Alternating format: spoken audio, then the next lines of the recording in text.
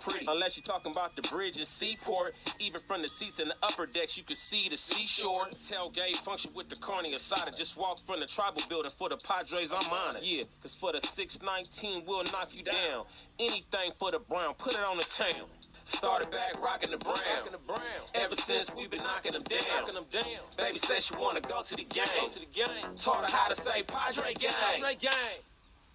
What's up, everybody? Welcome to episode 292 of the Talking Friars podcast and YouTube show. I'm your host, Ben Fadden. Today, I am with another Padres fan. His name is Brett, and you might know him from if you watch some of the Padres games this season. He was up from his apartment waving his flag. He had some signs up there as well, and he actually was kind of communicating with Don and Mud on the broadcast a little bit. Because they spotted him out there. So I just figured track him down, have him on the show during the off season and talk some Padres baseball. So Brett, thank you so much for the time. Thanks for having me. Appreciate it.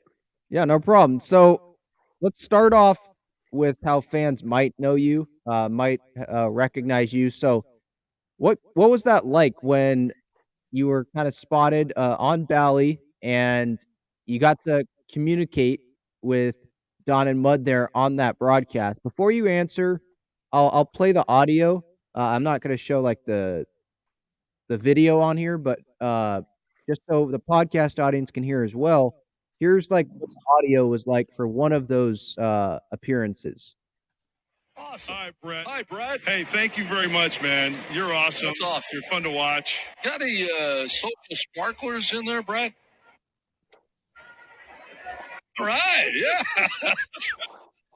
And so you were, waving the flag, nodding your head.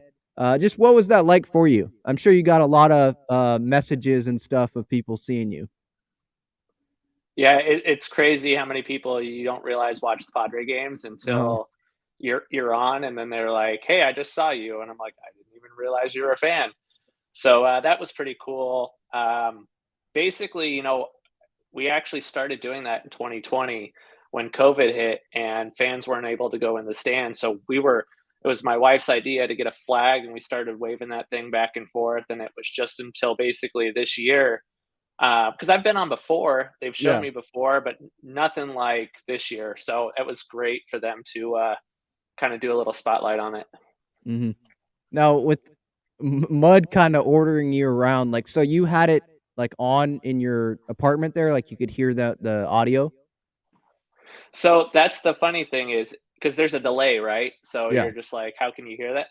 So Park at the Park plays it so loud of Don and Mud that I can actually hear the speakers up into my apartment. So I can actually hear in live real time what they're saying. And so that's why I was able to respond right away, was because I can actually hear them. Okay. Yeah, because my family has season tickets, so we're like above the Coca-Cola sign section, like 309, and sometimes, day games, Wednesday day games, or just, not when it's like packed. I can also hear, them in Gallagher Square too. So yeah, it's definitely loud. And I'm sure obviously you're closer, so yeah, that makes sense. What was that like? Were you in the stadium at all for the postseason games, or were you experiencing it from your apartment? Yeah, so basically, I would go to the games because my son likes doing the whole batting beforehand, and so we would actually go back up for the start of the game, and then when it got dark, we would head in. So I took him to the NLCS game one because once again, last time I went to NLCS was in '98 with my dad, and so I was just like, we're going because we don't know when this might happen again. So we're Right. definitely got to hit up basically from the third inning on. Well, and I was there for all the postseason games, and I'm very thankful that I'm in that situation with my family and all that.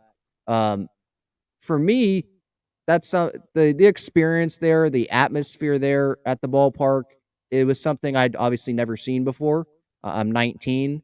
That was the first, real playoff experience that I've ever had, and it was just electric. I mean, how would you describe the atmosphere and just everything that went on from that NLDS, the NLCS. I know they didn't win the NLCS, but they still won a game at Petco in the NLCS.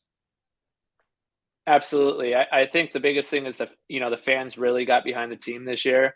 And so that made it fun for everybody. You didn't feel like it was just the lifelong, I mean, even new Padre fans seem to be really into it. And even at the stadium, the game that, one of the games I went to was that Phillies game where we just got, I think, 2 hits. One hit the entire game, and then the second one in the bottom of the ninth. And fans behind me were yelling for us to get up and get moving and try to motivate the team, which was good to see. It just, nothing happened, but at least they were still in the game, even in the 8th inning. So, right. Yeah, definitely.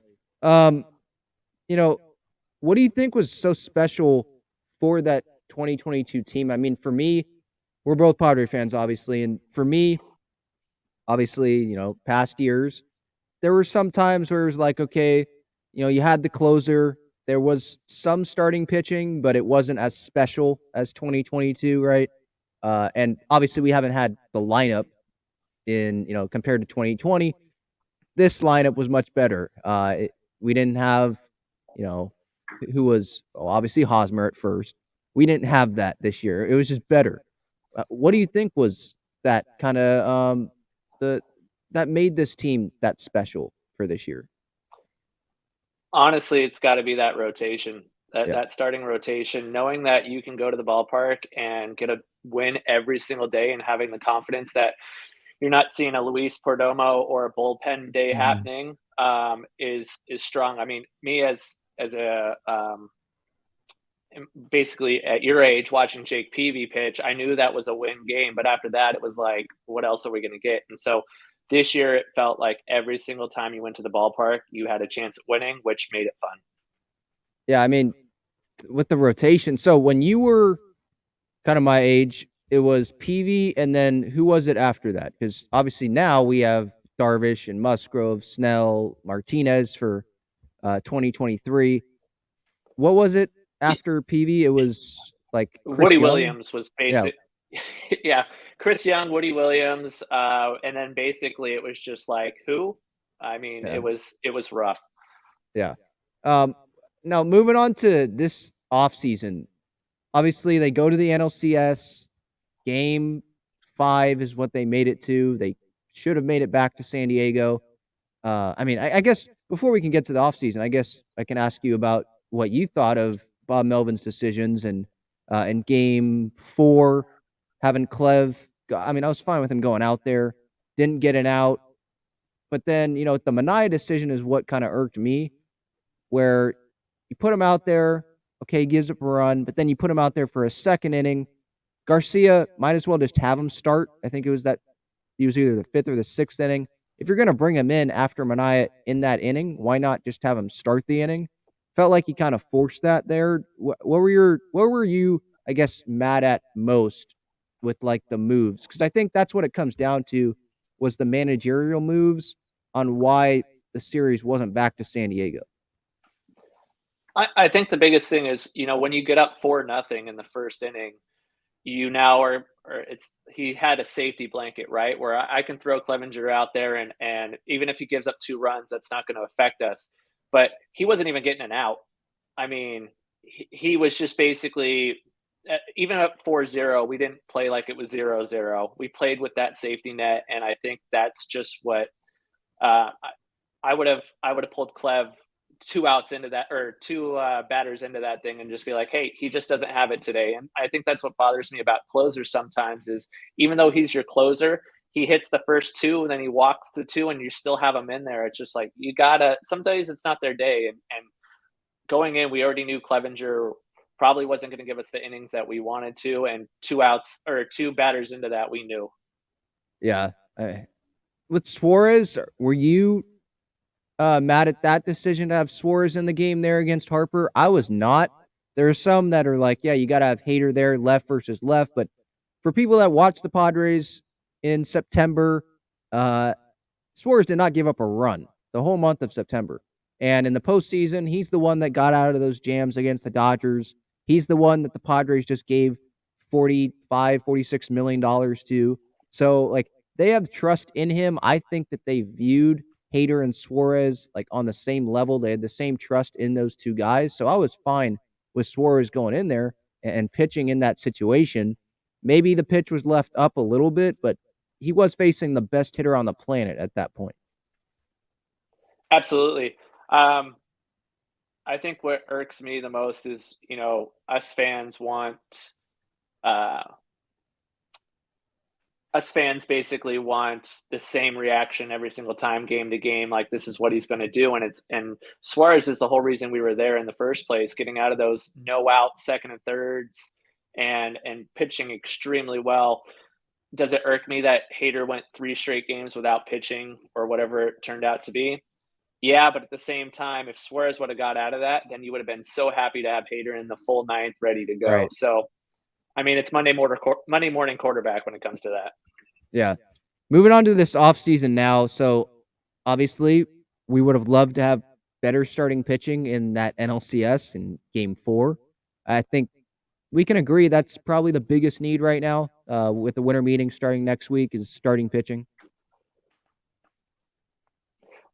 It's funny you say that we didn't have pitching for Game 4 when we literally had 7 starters almost the entire year, Yeah. and then we got rid of them. I mean, I would have preferred to hold Nick Martinez back, and so he can do that Game 4 in that situation. But once again, that's why me and you are here and Bomel's over there. I would like to, yes, of course, pitching is going to be great. I struggle with Grisham. I'm sorry. I understand that he's a good. I understand he's great in the field. I get it. I'm struggling with him still out there. And obviously you got first base issues. We've had first base issues though for what now, 4 years. So it's nothing new going into this. Everyone wants to be like, we can't sign him, we can't afford him. And at the end of the day, I mean, me and you aren't paying the salaries. Our season tickets will go up a little bit, but I mean, get the best player out there, get the best athlete. I saw Mookie play second base last year. So, I mean, just get the bats. That's what I want. Okay, so with the bats, obviously the big guy out there that's being connected to the Padres is Xander Bogaerts. I don't know how closely you've been following that, but Ken Rosenthal's talking about how A.J. Preller has asked Scott Boras if Xander is willing to change positions, and Boras is now saying that never took place, that conversation never took place, and Xander is not willing to move off of shortstop. If I were the Padres, like, I would spend the money on starting pitching, on a first baseman, on left field, and all that total money that you'd spend on those positions would be going to those positions and better fill out the team than just one guy. But if you're telling me that we can get Xander Bogaerts, like, I'm going to be happy either way because it's Xander Bogaerts. And if they're getting Xander Bogaerts, I would think they're going to go all in anyway. Because with Bogaerts, you're going over the luxury tax number. Like, might as well just keep going anyway. Like, do you want Bogaerts? I mean, I guess the better question is, would you rather have Bogaerts or would you rather spend that $30 million a year on like Kodai Senga and another hitter or another couple hitters? Or are you fine with just saying, let's just go get Bogaerts? Well, I mean, we're still paying Hosmer $29 million this year, right? So, right. I mean, there's our first baseman money. I honestly wanted Rizzo. I wanted to see him come back and kind of do a redemption tour and be like, this is where I should have been. It's almost, I look at it as, what did the Dodgers lose? I mean, besides losing both Turners and Bellinger and stuff like that. I mean, Bellinger's played first before too. So I don't want necessarily Bogaerts. I as I said, I wanted Rizzo. I would have taken Abreu. But I would like to see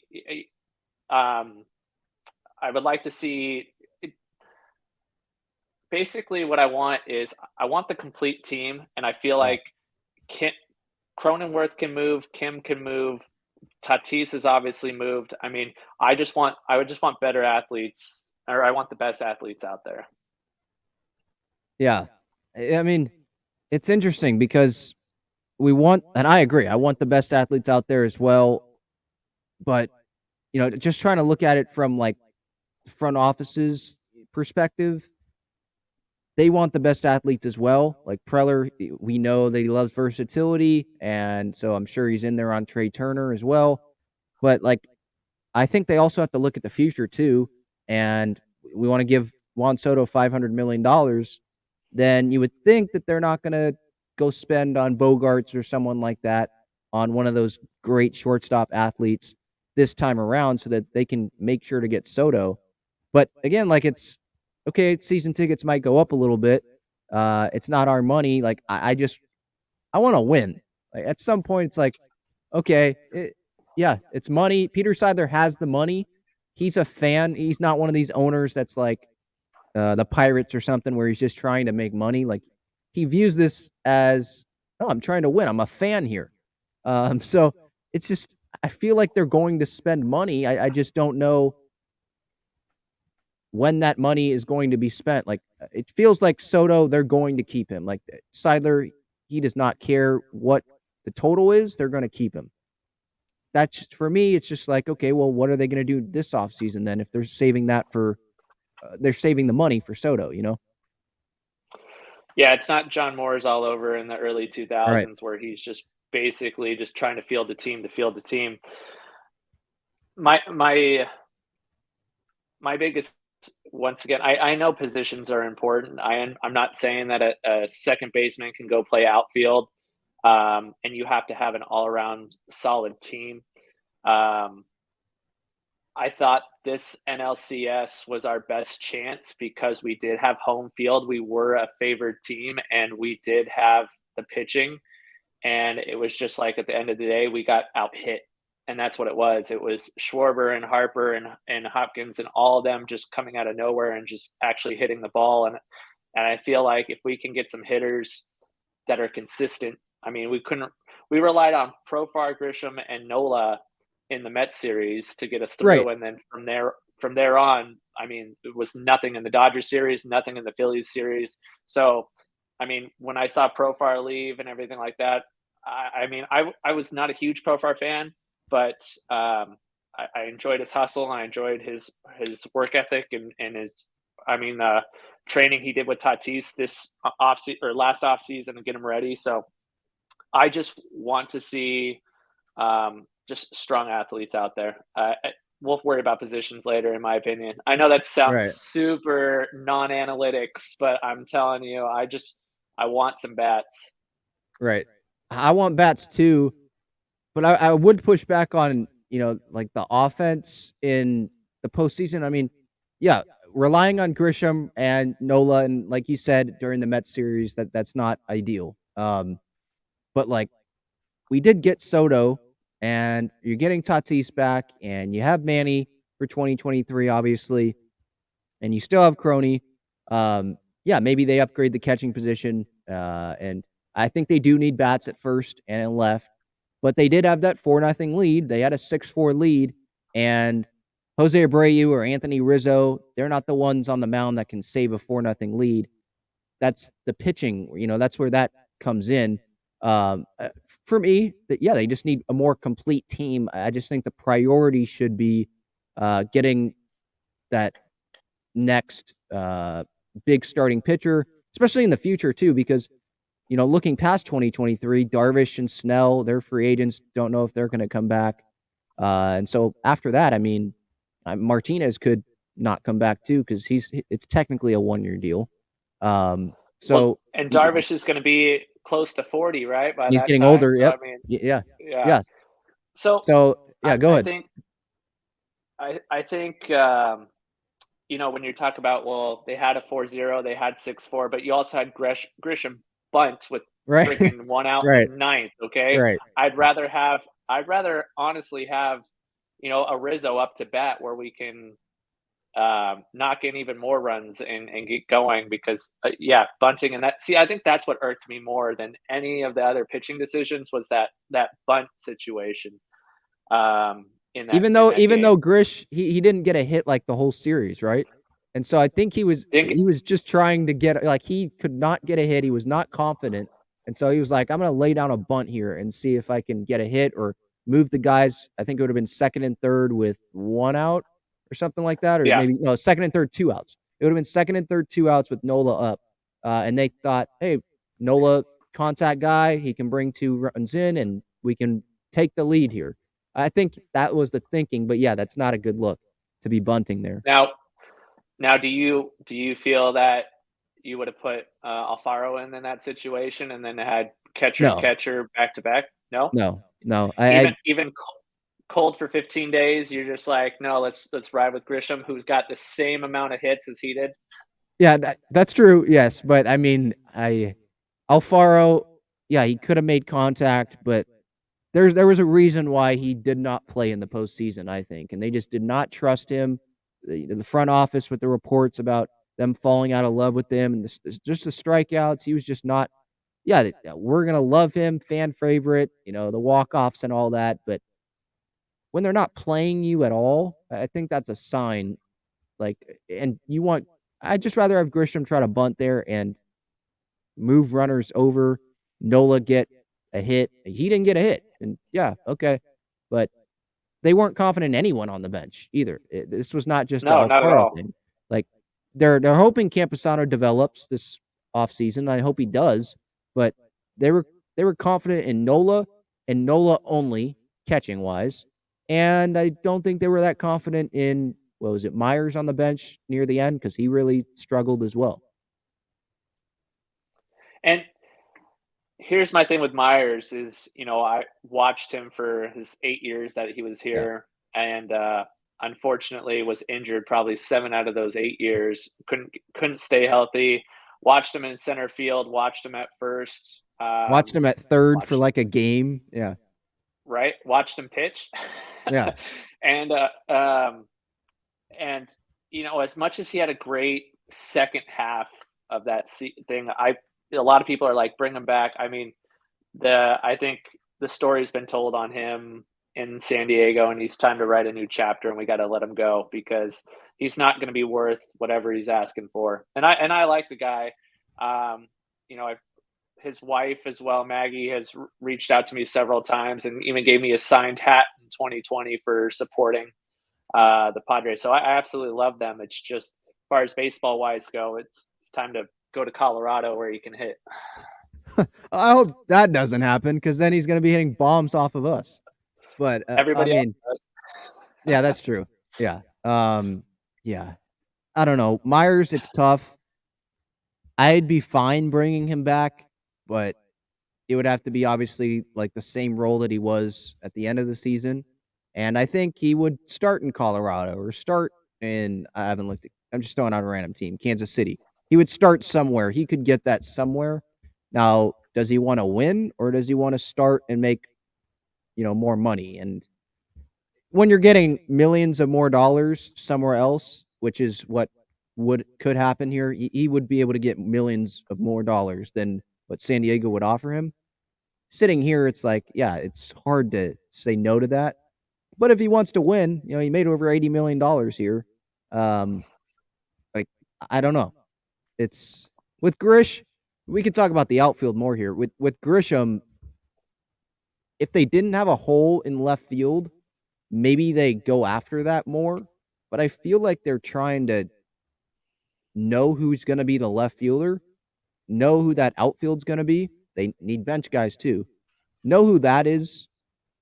And then if they have time, maybe they revisit that. But like with Grisham, I know the Gold Glove thing, with Manny not being nominated and all that dumb. How is he not nominated? Like we think that the Gold Glove's like a joke now, but he does too. We know what we're gonna get defensively out of Grisham there, minus like the week that he couldn't catch fly balls this past year. Right. I'm fine with him hitting 8th or 9th in the order. Same with Nola. And just get, like you said, just bigger bats, get power out of the DH spot, the first base spot. You're getting 40-plus home runs, potentially, with Fernando coming back, maybe 30 because of the suspension. You're getting power there. So I'm fine with Grisham staying. He's still under contract. It's not like he's getting paid a bunch of money. But I feel like this is the last straw with him, though. Like, I'll agree with you if you have that viewpoint. Like, this is it. Like, if you don't perform again, this year, then you probably have to make a change there. Well, let me ask you, would you rather have a 225 Grisham center fielder or a 190 Bellinger center fielder? I'd rather have Grisham because I think Bellinger's going to cost more money than Grisham would cost. I think Bellinger, I think he's going to have a strong market in free agency. I think teams are going to be willing to bet on fixing him, right? Every team probably thinks, oh, I can fix Cody Bellinger. He was a former MVP. Sign him to a 1-year deal and he'll hit, 30 home runs for us. But, I mean, I'm not going to pay Bellinger and not know what I'm going to get because that's what's going to happen. The team that signs Bellinger doesn't know what they're going to get. They don't know what they're getting from him. And with Grisham, we know we're going to get either really bad or I'm trying to go with it, the mentality of I'm going in the mentality of like, it can't get worse, right? It can only get better. And with Bellinger, you could say the same thing, but I think it's just going to be at a higher salary. And I don't want to do that right now with Bellinger. Yeah, it's kind of the under promise, over deliver. So we're all thinking he's going to be here. And then if he starts off April just absolutely killing it, we're all going to be like, see, we knew he would turn it around. I think that was the biggest thing that had come when he came from Milwaukee was we actually had a center fielder for a change. We were playing that whole. Myers was in center field for a while, and we had Maben, and we had all these other guys, and it was finally like we finally had a center fielder out there. So that was nice. It just he's had a bad 16 months, and so hopefully he can bounce back from that. Don't forget about Estieri Ruiz too. That like week and a half span where he was like in center field, and we were like, "Oh, this guy's amazing," and then they trade him. Like I'm fine with the trade. We got Josh Hader, but there was also that. So with left field, do you think that it's Soto playing left field and you have Tatis playing right with Grisham center, and they go get like a Bogarts, or they go get a position player and they move Cronenworth to first, or they bring in a first baseman and they have Kim play shortstop? Even when Tatis comes back, what do you think the outfield situation is going to look like? I think because Tatis is new, you put him in left, even though that's where majority of balls seem to get hit sometimes. You keep Soto in his natural position in right field. You keep Grisham in center, and just instead of moving multiple pieces, just move one. Just put Tatis in left. Yeah. See, I'm seeing if we're having Tatis in the outfield, like all I've seen is, okay, they'd put Tatis in right field because, the range. Soto, he was a Gold Glove nominee, but come on, he was not a Gold Glove candidate, really. I mean, he's not strong defensively. So personally, I'd go with Tatis in right with the range. He has played there before. And I don't think it would be that big of an adjustment for Soto to play left compared to right. He has played left before with the Nationals. I'd go Tatis and right, but again, we don't even know if Tatis is going to play the outfield. I mean, I would bet that he'll play the outfield at some point, but I'm talking about obviously starting in majority of the games in outfield. Well, left field is basically a shortstop extension, correct? So, I mean, he's only taking 30 steps back. He should still be able to see the field the same way. That's true. That's true. Yeah. But, I mean, honestly, as I said, whatever is going to make those 9 guys bat and be solid and make every single person come up like that cleanup hitter feel, that's what I'm looking for. So if Bogarts goes to shortstop and we move Kim to second and Cronenworth to first, so be it. I don't care. Just they've got spring training to figure that out. Right. We just want the best players, simply. Just make this the NBA and just get the best players and figure it out. Hopefully it doesn't crumble like the Nets. Yeah, I mean, there is chemistry. You got to build chemistry. I totally get that. And I think with basketball, though, because there's only 5 guys on there, I mean, you can totally get away with trying to throw an all-star team together and figuring it out on the fly. Baseball, obviously, there's 162 games plus spring training plus, I mean, you got to run it as a team. And I mean, that's why Tampa Bay is always seems to be in it with the lowest payroll is because, I mean, they're playing as a fundamental team baseball group. So I don't necessarily. I think my view has changed over the years because I feel like the Dodgers just sign all the biggest names and they all just seem to find a home. And Muncy just moves in every position that they need him to be to play. And I've kind of trying to change my tune a little bit of not finding the best first baseman out there, just finding someone that can catch the damn ball and hold on to it. So Right. Yeah. Well, on my YouTube channel, by the way, I just put out a Hosmer low light reel of like the errors that he made. I didn't even include him stepping into the base path to try to catch a ball that's thrown right at him. Like, it's been bad at first base for the last, I don't know how do many you years. have the Long one? time. Do you have the one of him in Houston when he dropped that game-winning The ball over very his head? the first one is that one. Yes. I Beautiful. remember where I That's all it was. needs. I think my uncle was having a wedding in Arizona, and I was sitting there watching the game on like my iPad. And I'm like, that seriously just happened? It's a pop-up. It is a pop-up in a dome, and it just goes right behind him. And then I forgot to include this one because it technically wasn't an error because it didn't touch his glove. But how about the one this year at Dodger Stadium where he just lets it hit the mound on a pop-up? I mean, it was just so many ground balls where you have opposing broadcast booths just literally laughing in the booth during the game because Hosmer couldn't feel the ground ball hit right to him. And so, yeah, it needs to improve there. I mean, and I don't want to say that father time caught up to him because he's just now a father, but he got in a happy relationship. He got his money. And I mean, I think he's just settled. And unfortunately, that other things take a back seat. And so the grind is not as strong as it was. And it showed. Yeah. I mean, I hate to say like, oh, this guy didn't work hard. He didn't care. But I mean, when he got traded twice, the second time, he didn't send a thank you to Padres fans or a thank you to San Diego for giving him a contract no one else was even willing to be close to. No, he just went to Boston and then went on the IL with the back injury, and now he's probably going to be still at first base for Boston. I have no idea what their situation is. He's probably going to be a backup at some point, and just sitting there earning or having Peter Seidler just deposit money into his bank account for the next 3 years. The Padres are paying him $37 million, I think, over the next 3 years or something, Something crazy, not stupid. play for the Padres.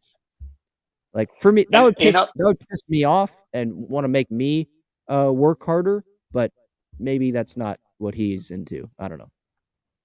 that would be a fun podcast for you to do. Would be how many Padres were still playing. I think we just paid off Matt Kemp finally. Yeah. It feels like so. No, it's funny how many contracts are still out there that I think it's higher than majority of the Baltimore Orioles contract salary all last year. So it's crazy. Yeah. Well, thank you so much, Brett, for the time. This was a fun conversation. Appreciate you having me. Thank you. All right, everybody. Episode 292, Talking Friars. That is it for Brett. I am Ben. Thank you so much for the time. See you later. Go Padres.